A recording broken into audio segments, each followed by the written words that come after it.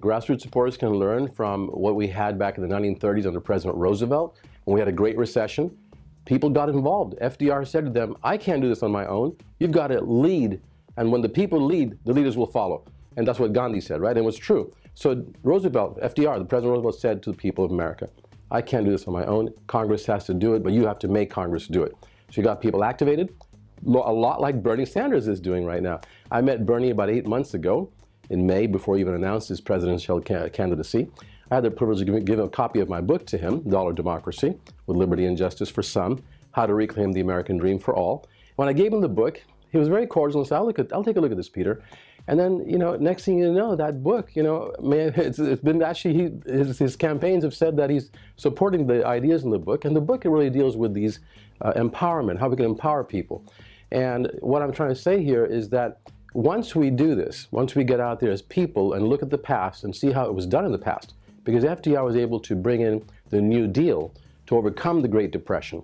Now we have the Great Recession, and we're still, 99% of us are living under the effects of it right now. We are not out of the recession, the Great Recession, for 99% of us, just the 1%. And Bernie is showing the way to get us out of the Great Recession and to overcome that wall of that type of wall, and to get Wall Street, speaking of walls, back on track again and regulate them and stop them from crashing the market once again and causing more havoc. Bernie is doing that. And so I think we can learn, and he's showing us from the past. I'm showing people from the past in my own classes where I teach. My students understand what's been going on through history, and they're very excited when they hear that there's a person such as Bernie Sanders, a lot like Franklin Roosevelt, to take us out once again out of the Great Recession and help us overcome for the American dream once again. That's what's key, and that's why I'm so inspired by Bernie's campaign.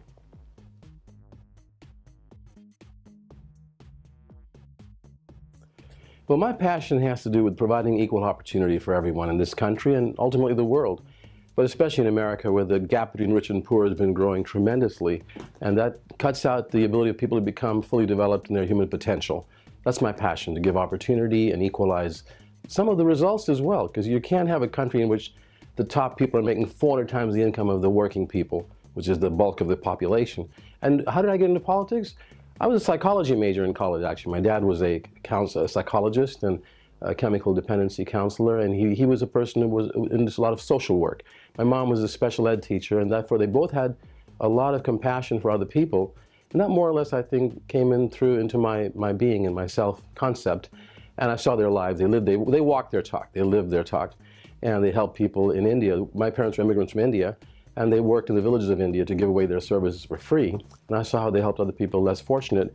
And then I also asked the question, what is it that causes this gap between rich and poor in the world and the United States as well? When I went to Germany as a junior in university, I took off the summer and traveled to Germany and Europe. I went to the Berlin Wall.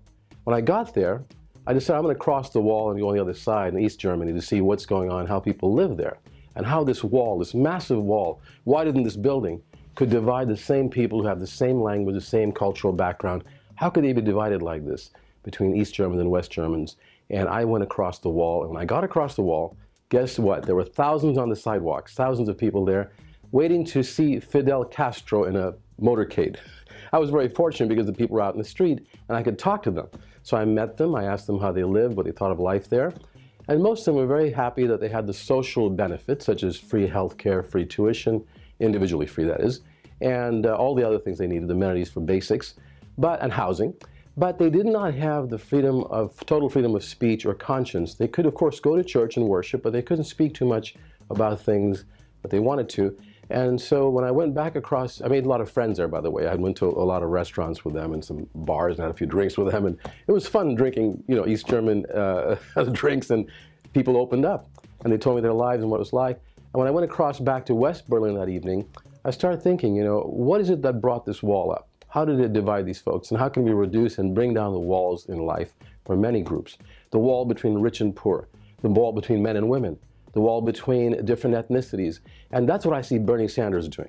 I see him bringing down the walls between and the barriers that divide us as people and uniting us for a common cause, and that's to create more opportunity and equity. And that's what got me going. That's my passion.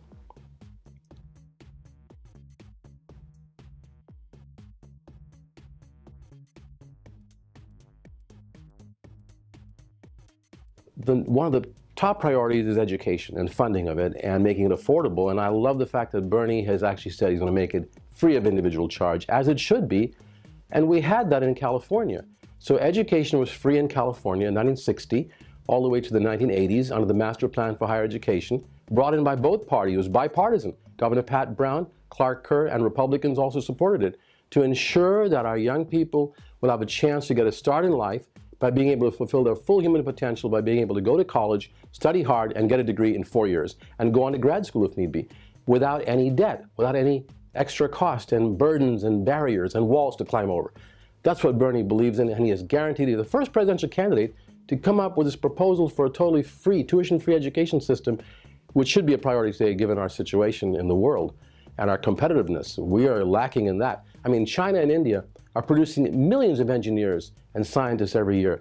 And China has new technologies such as the high-speed rail nationwide, 20,000 miles of it, connecting all their cities. Bernie has this vision that we can get our young people further educated into different technical fields, and also certainly humane education dealing with philosophy and politics and critical thinking. Then we'll have citizens that are well equipped to build the next generation of technology, creating good jobs, good income for all of the young people without debt. Without debt, that's the key. And to me, that's the top priorities, is a universal free education system. By the way, I must mention, Governor Pete Wilson of California, former governor, went to UC Berkeley Law School and paid zero tuition for 3 years and became a lawyer. He paid $37 service fee, no tuition, for 3 years every year. And he became a lawyer and became a business person, a senator, and a governor. Another governor, former governor, Arnold Schwarzenegger, I'm sure many of you heard of him. Arnold Schwarzenegger went to Santa Monica College, where I taught part-time years later. Santa Monica College also was tuition-free. Arnold Schwarzenegger paid $6 service fee for all 15 units with no tuition. In 2 years, he was done with it. He transferred and got a bachelor's degree at the University of Wisconsin because he had a hand up. That's what we have to be doing, giving our next generation, and Bernie is leading the way on this. He's the first candidate and the only one to say we need tuition-free higher education, whether it be technical school, trade school, university, or medical school. And that's what will make America great. Another issue, of course, is jobs. How do we create jobs? And that's related to education, but more than that. We have to rebuild our infrastructure, and Bernie wants to have massive investment in rebuilding our roads, our bridges, our school buildings are falling apart. He will put the money in by taxing Wall Street by a small amount. He'll bring in money for tuition-free education. He'll close corporate loopholes to bring in money for infrastructural development, and even building something like an environmentally friendly mass rail system that'll run 200 miles per hour, or a maglev that'll even go faster, would be a boon in that direction. And that's jobs is the next issue that he's addressing. And he's not mincing any words, saying, well, let's give a few incentives and a few tax breaks to these companies to hire people. No, you give them a tax break and they hire people in China or in India, as Apple did in China and Microsoft did in India. No, Bernie's for bringing those jobs here, keeping them here, developing them here, and rewarding our people, our working people, to become middle class and upper middle class. That's the American dream, and Bernie is leading the way on that. So that's the other thing, jobs, education, jobs, of course, healthcare. And I love this man, Bernie, who's saying we have to have a single-payer universal health care that'll cover everyone, nonprofit, Medicare for all, as our neighboring country, Canada, has and works very well over there. And all over Europe, they have these systems of where the taxpayer funds it together. It's the government through a progressive income tax, a medical tax, or part of the federal budget. And that money is put into the healthcare system as a nonprofit insurance company, a Medicare, which will allow you to get treated for health reasons and have no deductibles, no co-payments. And that works at less cost. The Canadian system of Medicare for all is 2/3 the cost of our system, which does not have full coverage. Even with Obamacare, we have deductibles and co-payments that are breaking Americans' backs. And we got to stop that, and Bernie will do it with single-payer universal health care.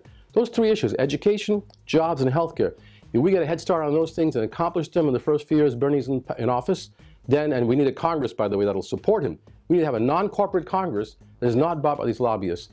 So once he's in there, and we're hoping other people will run, other members of people running for Congress today, progressive candidates such as Bernie, will be able to do it and get in there and make a majority of the House and Senate so they could help Bernie get these programs through. And we, the people, have to push the Congress, push new people into Congress, non-corporate people, and then push the Congress to ensure that the President Sanders can lead a new New Deal. That'll be a 21st century New Deal.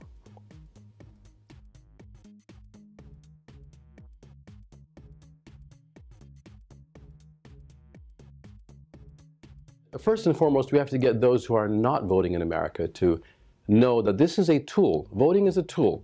I understand why they're alienated and angry, because many politicians have taken the corporate money, and when the voters voted for them 20, 30 years ago, the politicians forgot the voters. They go to Washington or Sacramento in the state level, and they vote the way they want for their donors, for those who bought them. And so many people in America gave up on voting and said, why should we vote? When we vote, things have gotten worse. And I understand that. But the only way to turn it around is to let people know that this is a mechanism now that can be used to put the right people in office, especially Bernie Sanders at the very top, and other people in Congress and the state legislature. Put the right people who will refuse to take corporate money, who rely on grassroots support, as Bernie does, and get them elected. And that way, they won't be beholden to special interests and the corporate lobbyists. They'll be beholden to the American people. And you know, we have clean money elections in Maine and Arizona. The state of Maine, clean money elections, which we should have nationwide, and Bernie supports that nationwide. In Maine, they have a system where if you're running for state assembly, all you have to do is collect $5 each from 65 people in Maine who are living in your district, registered voters, $5 each. That's a nominating fee. You turn the $300 over to the state election commission, and you become a clean money candidate. In that case, you agree not to raise any private money and not even use your own private money. And the state will write you a check for several $1,000s to reach several thousand voters in your district. That way, the Maine candidates, the ones in Maine, can focus on the campaign, on meeting voters, on greeting them and listening to what the voters have to say, and implementing what the voters want progressively. And Maine became the first state, once they passed this law in 1998. By 2000, they had implemented a universal health care system that covered over 95% of their people, because the legislators were 80% clean money elected. And so that's what we have to do, is show the American people that voting, once again, whether there are clean money systems in place or not, we can still control the candidates. It's the votes that are counted, not the donors that are counted. We know how much the donors do count, but they're not the ones that are counted. The voters are counted. That's you and me. Those of us making $20,000 a year, or $50,000 a year, or even $100,000 a year. We are the ones that count, and those votes count. And so if we get out there and vote, and register and vote in the right direction, the progressive direction, not the right-wing direction, the progressive direction, which means we vote for Bernie Sanders' platform, universal health care, jobs for everyone, especially high-paying jobs, education that's free of individual charge, and we have to address the issue of global warming. I was so happy to see in one of those debates when Bernie Sanders said the top national security issue in America today and in the world is global warming, because we know, the experts have shown that in Syria, we had 1 million farmers in Syria suffered drought for about 6 years, and many of them had to go to the city to look for work. There was civil unrest because they couldn't find jobs. They protested against the government. It helped to destabilize things, and some of them actually joined some of the terrorist groups. And this is something that Bernie pointed out, and some people laughed at him, but he was right on. He was spot on about that.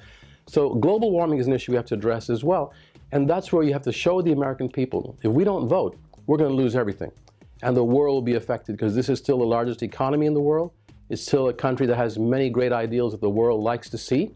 That's why I want to see America start walking its talk once again, because our ideals about freedom and opportunity and justice and the right to life, liberty, and the pursuit of happiness, they're at the top. Those ideals are at the top, and the world sees when we try to pursue those ideals in empowering other people in the world, empowering our own people by giving them opportunity. When we help to empower people, that's an example the world likes to follow. We should not be sending troops and bombing people into submission. We should be leading by example and by joint ventures that we call soft power. Soft power is different than hard power. Hard power is using strict military might to force your view on others. And we saw how that backfired. For example, in Iraq, with George Bush invading Iraq. No, we don't need those kinds of things. And Bernie says we are not going to have wars that are unjustified such as that anymore. And we're going to put the money instead into human development, economic development in the United States, and even throughout the world. A big component of our foreign policy, according to Bernie, has to be an economic program in which we have joint ventures to build hospitals and libraries and schools and railway lines and high technology, environmentally sustainable products throughout the world, joining with other countries. I mean, other countries have great technology to offer us and to share with us, and we can do it together to build a better world. And that's Bernie's vision. And you know what the proverb says in the Old Testament? Where there is no vision, the people perish. Where there is no vision, the people perish. And Bernie knows that very well. And that vision that he's bringing up there is the same vision that Franklin Roosevelt had, Eleanor Roosevelt, Harriet Tubman. You had that same vision with Dr. Martin Luther King and Cesar Chavez, and now we got Bernie Sanders capturing that vision and bringing it back to all of us. If everyone in America knew about Bernie Sanders, they would all vote for him.